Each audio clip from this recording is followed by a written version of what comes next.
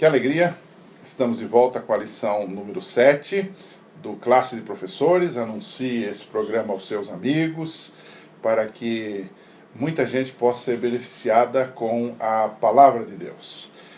Esse programa aqui não tem por objetivo expor a lição toda, mas dar dicas, subsídios, ideias, sugestões de como expor a lição para os seus alunos nas suas unidades no sábado de manhã e também para seu crescimento pessoal e espiritual no estudo da Palavra de Deus através da lição da Escola Sabatina. Seja muito bem-vindo, seja muito bem-vinda. Quero agradecer a todos vocês que nos prestigiam. Muita gente tem inscrito aí no YouTube, no Facebook, agradecendo, e de coração nós agradecemos a participação de vocês. Continue orando por nós para que esse programa não termine, para que ele continue e que Deus nos dê habilitação para esta tarefa tão importante. Nessa semana, na lição 7, o título é Vencendo o Pecado. Aqui nós chegamos no capítulo 6 de Romanos. É lição 7, mas o capítulo é 6, análise do capítulo 6, onde nós passamos a analisar um aspecto da justificação, que é o que chamamos de santificação. E nesta parte, Paulo começa a discutir um assunto muito importante, é como vencer o pecado. Se nós somos salvos por Jesus, e se as obras não podem nos salvar, qual é o lugar das obras na salvação então? Não é? Por que nós não devemos continuar pecando? Por que não continuar pecando? Então essas são questões que vêm à nossa mente. Então, eu separei em perguntas bem claras, bem didáticas e bem simples para a gente entender Romanos 6. Né? Então a primeira pergunta é, depois da justificação, depois que eu sou perdoado, o que ocorre comigo? O que ocorre com o cristão? O texto de Romanos 6 deixa uma coisa muito clara. Se você abrir aí a sua Bíblia, a partir do verso 1, ele diz assim: que diremos, pois? Permaneceremos no pecado para que a graça seja mais abundante? Muita gente diz assim, esse negócio de pregar que a salvação é pela fé, isso vai estimular o pecado nas pessoas, o cara vai se tornar ainda mais pecador. Mas notem que Paulo desmistifica e, em certo sentido, elimina essa ideia. Ele diz, vamos permanecer no pecado para que a graça seja mais abundante? E ele então tem a resposta no verso 2, de modo nenhum. Como viveremos ainda no pecado? Nós, os que para ele morremos? Ele quer dizer que quando você aceita Cristo, você morre também para o pecado. O poder de Deus está em você. Então, o verso 3 diz assim, ou porventura ignorais que todos nós que fomos batizados em Cristo Jesus, fomos batizados na sua morte? Fomos, pois, sepultados com ele na morte pelo batismo, para que como Cristo foi ressuscitado dentre os mortos, pela glória do Pai, assim também andemos nós em novidade de vida. Ou seja, nesses versos, ele faz aqui um retrato de como deve ser a vida do cristão. Não é mais uma vida pecaminosa quando ele aceita Cristo, mas ele agora vive uma novidade de vida. E ele faz uma comparação com morte, sepultamento e ressurreição. E ele aplica isto ao batismo. Ele diz, quando o indivíduo está morto para o pecado, quando ele aceitou a Cristo, ele morre para o pecado. Então ele tem que ser sepultado. A água do batismo simbolicamente enterra os seus pecados do passado. E ele agora sai da água batismal para uma nova vida com Cristo, uma novidade de vida. Então, depois da justificação, o que acontece com o cristão? Ele morre para o pecado e renasce para uma nova vida com Cristo. Em resumo, o cristão salvo é alguém que produz boas obras. Agora, aí a pergunta continua. E o pecado? Ele continua na vida do crente depois da justificação? Então Paulo explica isto, que embora você é justificado, é perdoado, o crente, o cristão, ainda tem o pecado como uma realidade na sua vida. E agora começa uma luta entre a carne, o pecado, a pecaminosidade, as tendências pecaminosas e o espírito, que é a vida espiritual do cristão, a nova vida. Então ele usa duas figuras para ilustrar essa questão. A primeira é a figura do corpo, ou do velho homem. Romanos 6,6, ele fala do velho homem. Então, esse velho homem, que é a minha vida de pecado do passado, ela está de fato morta para o pecado. Não é? Então, deve estar morta para o pecado. Mas ao mesmo tempo ele usa uma segunda figura. Romanos 6, verso 12, é a figura do rei. Então 6,12 diz assim: não reine, portanto, o pecado em vosso corpo mortal, de maneira que obedeçais às suas paixões. O que ele está dizendo? Ele está dizendo que, embora você aceitou a Cristo e aquele corpo do pecado está morto, ele pode ressuscitar, porque ele diz assim, usando a figura do rei agora: não reine o pecado, ou seja, o pecado não tem que estar em evidência na vida de quem se converteu. A vida dele agora é uma vida de boas obras, é novidade de vida em Cristo Jesus. E aí a pergunta é: como que isto é possível? Então, o terceiro bloco da nossa lição, a terceira pergunta é: como vencer esse pecado que teima às vezes em reinar na nossa vida? Ele diz: não reine, mas às vezes o pecado tenta, ele aflora, ele ressuscita, não é?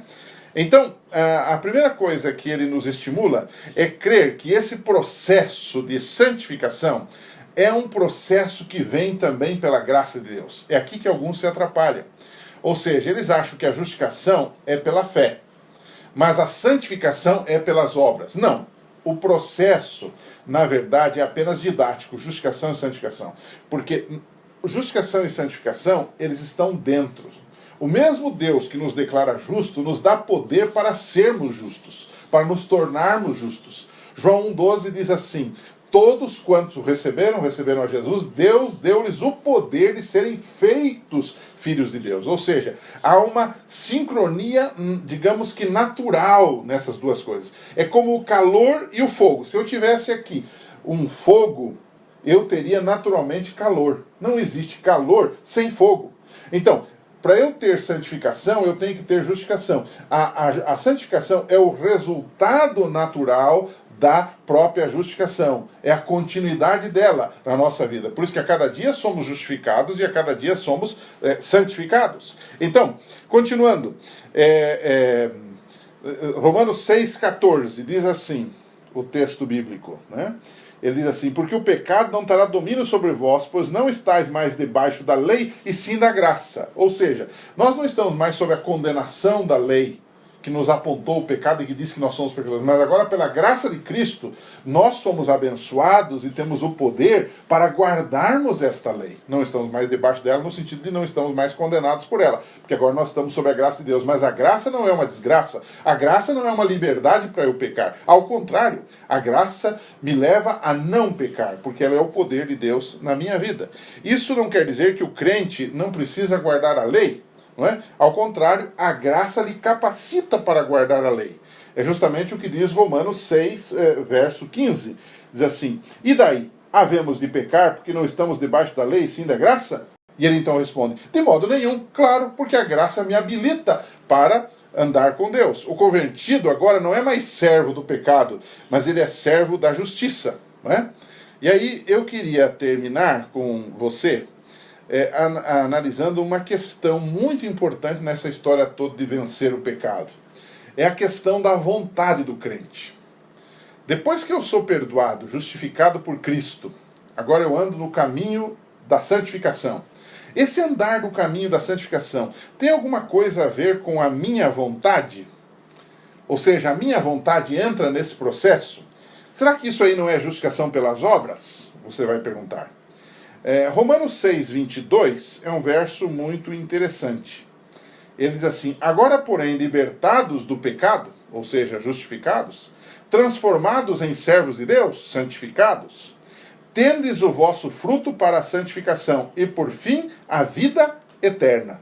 Ou seja, o que ele está tentando dizer aqui é que esse andar com Deus agora tem a minha participação, ou seja, e a minha vontade é exercitada. Mas há um detalhe importante. Antes de aceitar a Cristo, a minha vontade era uma vontade não santificada, pervertida, pecaminosa. Essa vontade não resolve, porque a minha vontade era para o mal, para o pecado, para a transgressão da lei. Agora que eu aceitei a Cristo, eu tenho uma vontade nova, uma vontade santificada, uma vontade direcionada para as coisas de Deus, para obedecer à lei de Deus. Essa é a lei do Espírito que Paulo fala. Então, nesta parte, tenho algo que eu preciso exercer a minha vontade, que é tomar decisões corretas para não pecar. Por exemplo, se o indivíduo gostava de beber, gostava de uma cerveja, por exemplo, e numa tarde de verão ele costumava estar num determinado bar com os seus amigos, ele não deve nem passar perto daquele bar, pelo menos no início da sua experiência cristã. Ele deve tomar uma decisão, exercitar a sua vontade de nem passar por lá, para não ser tentado, para não cair. É disso que se está falando para vencer o pecado. A vontade humana entra aqui, mas aí há um detalhe importante. Mas será que isso não seria, então, pastor, uma espécie de salvação pelas obras? Não, não. Porque quem colocou essa vontade no pecador, em você e em mim, foi Deus. Foi o Espírito Santo. Então isso é obra da graça de Deus. Então, tanto a justificação quanto a santificação da minha vontade, não é obra minha, é de Deus. Tudo é um presente de Deus. Então, salvação, justificação é pela fé. Santificação é o resultado da santificação, está acoplada a ela. É também pela fé. E a glorificação nem se fala. É totalmente pela fé. Nós chegaremos lá por causa da fé que exercemos na graça e nas promessas de Deus. Pense nisso, que Deus te abençoe e discuta com a sua classe um texto que eu acho precioso do Espírito de Profecia, que mostra exatamente que essa vontade santificada não é uma vontade humana meramente, mas é uma vontade humana santificada pelo Espírito Santo.